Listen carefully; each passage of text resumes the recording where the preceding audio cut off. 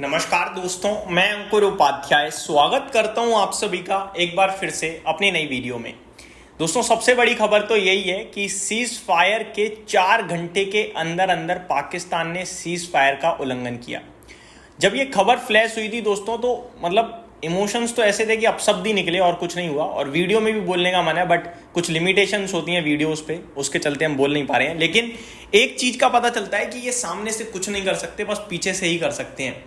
इनकी आपस में मतभेद नहीं, इनके आपस में जो थॉट हैं वो नहीं मिल रहे हैं। पहली बात तो कोई कुछ बोलता है, कोई कुछ बोलता है, और ये खुद ही पहले यूएस के पास गए कि हम इसका डी एस्केलेशन चाहते हैं। यूएस ने जब फाइनली डी एस्केलेशन करवाया, उसके बाद इन्होंने ही खुद पीछे से हमला कर दिया। पीछे से मैं इसलिए कह रहा हूं क्योंकि जब 5 बजे यूएस की तरफ से डी एस्केलेशन को लेकर खबर आई और अपनी जो एमईए की तरफ से भी प्रेस कॉन्फ्रेंस में कहा गया कि इंडियन टाइमिंग 1700 के समय से सीज फायर हो चुका है और बॉर्डर से जो सेना है वो हमारी कम हो रही थी, इसी बात का इन लोगों ने फायदा उठाया और पीछे से काफी सारी जगहों पे हमला किया। इनफैक्ट हमला कुछ इस प्रकार था कि पूरा का पूरा शहर ब्लैकआउट भी करना पड़ा। काफी सारी जगहों पे काफी सारे एक्सप्लोजन्स की आवाज सुनाई दी है और ये काफी दर्दनाक था। इसका जवाब तो करारा इन्हें मिलेगा वापस से, लेकिन मॉर्निंग से कोई अभी बड़ी खबर फिर से नहीं है। मतलब सिर्फ रात में हमले हो रहे हैं, ब्लैकआउट भी हो रहा है, चीजें बिगड़ रही हैं। लेट्स सी अभी क्या होगा, इसके बारे में मैं आप सभी के साथ डेफिनेटली बात करूंगा, लेकिन अगली वीडियो में। अभी वापस से बढ़ते हैं, कल से लेकर फ्राइडे तक कहां पे रह सकता है बड़ा एक्शन।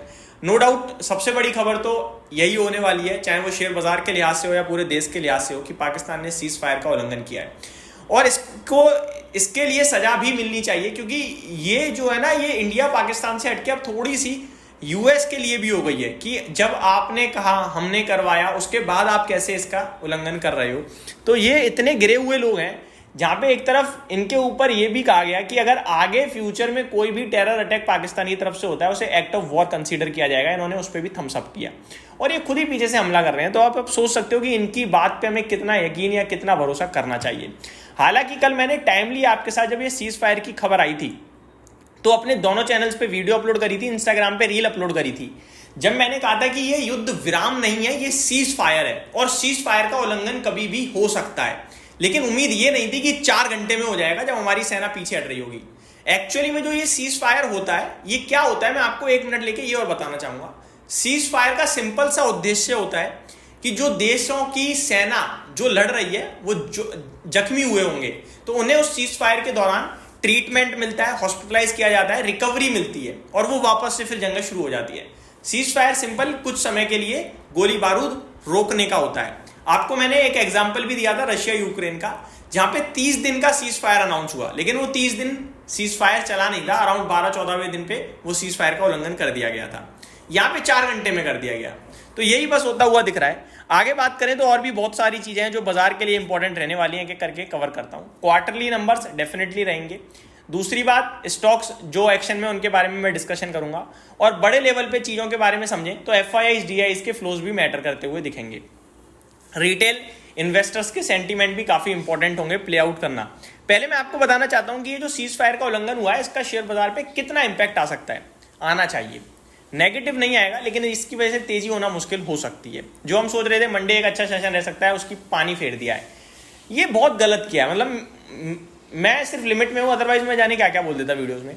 सिंपल बोल रहा हूं, ये बहुत गलत हुआ है। ये पूरी तरीके से इंसानियत के खिलाफ है चीज, समझ रहे हो। रूल्स रेगुलेशन सबकी बैंड बजा दी, आप ये कह सकते हो 4 घंटे के अंदर अंदर। आगे देखते हैं दोस्तों, आगे बात करता हूं आप सभी के साथ। कुछ और भी खबरें आई हैं, मैं आपके साथ शेयर करूं।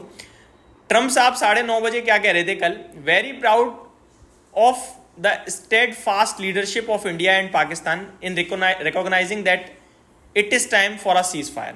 ये 9:30 बजे कह रहे हैं ट्रम्प साहब, और देखो 10 बजे इन्होंने क्या काम करा है। तो चीजें क्लियरली दिख रही हैं कि ये बहुत ही खराब था।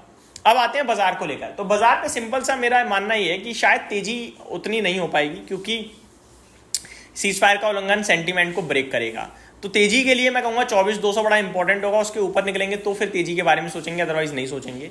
नीचे के लिए भी उतना मेरे को ऐसा लग रही था कि टूटेगा बाजार। 24,000 बड़ा अपने आप में इंपॉर्टेंट लेवल है। 24,000 सपोर्ट नहीं बोल रहा, लेवल है। यहीं पे कॉल राइटिंग फुट राइटिंग दोनों हो रही है दबा के, तो ये इंपॉर्टेंट होगा। उसके बाद 23,800 बड़ा इंपॉर्टेंट होगा सपोर्ट के रूप में। वो ब्रेक होगा तो फिर थोड़ी सेलिंग और बढ़ सकती है, जिसकी उम्मीदें भी अभी कम है। तो बाजार हो सकता है छोटे दायरे में रहे, मिड कैप और स्मॉल कैप में तेजी या मंदी बढ़ सकती है, एक्शन ज्यादा रहने की संभावना है स्मॉल कैप मिड कैप में है। आगे बढ़ते हैं FIDs के फ्लोज की तरफ। तो FIDs फ्राइडे तो बेच कर गए दबा के, उन्हें लग रहा था ये मैटर एस्केलेट होगा, बट ये डी एस्केलेट हुआ। बट डी एस्केलेट होने के बाद सीज फायर का उल्लंघन हुआ, तो शायद FIDs सही पड़ गए हैं। तो FIDs की सेलिंग फिगर देखते हुए ऐसा लग रहा है कि शायद FIDs आगे और बेच सकते हैं एक आध दिन। तो आपको क्या करना है, आपको ये करना है भाई साहब, DIs बनना है, यानी कि अपने डोमेस्टिक इन्वेस्टर। सिंपल सा बोल रहा हूँ, बाजार गिरेगा, आपको पहले तो सौदा नहीं काटना है और दूसरा सौदा खरीदना है, सिंपल। इससे ज़्यादा कुछ नहीं करना आपने, बस अपनी पोजीशन में कायम रहना है, भरोसा रखना है देश पे, भरोसा रखना है सेना पे। बात करें रिजल्ट्स की, तो बहुत सारे स्टॉक्स हैं, बहुत सारे मैंने कवर भी कर दिए हैं।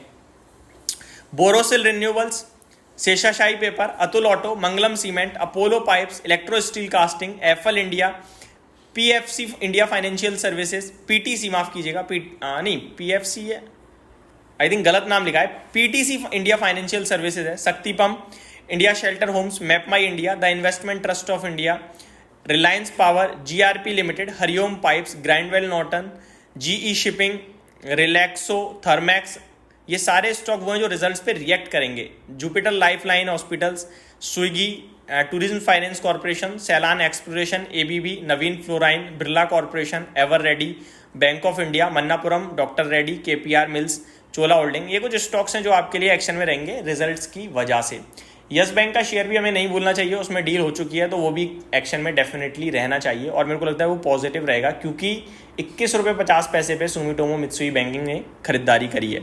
आगे बात करता हूँ कुछ इवेंट्स और जो दिख रहे हैं उनके बारे में। अगर बात करें इवेंट्स की, डिविडेंड वगैरह की, तो 13 मई गोदरेज कंज्यूमर 5 रुपये एक्स डिविडेंड करेगा, IRB इन्वेट 2 रुपये, IFGL रिफ्रैक्ट्रीज 6 रुपये का एक्स डिविडेंड ट्रेड करेगा, यानी कि कल कोई भी शेयर डिविडेंड वगैरह नहीं देने जा रहा है। रिजल्ट स्पेसिफिक बात करें तो ऑलमोस्ट रिजल्ट्स कैलेंडर खत्म होने की कगार पे है, लेकिन अभी 2-4 दिन और आएंगे हफ्ते रिजल्ट्स। लाइक कल Tata steel, SRF, UPL, Authum investment, Krishna institute, PG electroplast, garden reach ship builders, carborundum universal, chalet hotels, Jyoti labs, Ather energy, ये कुछ स्टॉक्स हैं बड़े नामों में जो नंबर्स पेश करते हुए दिखेंगे आप सभी को।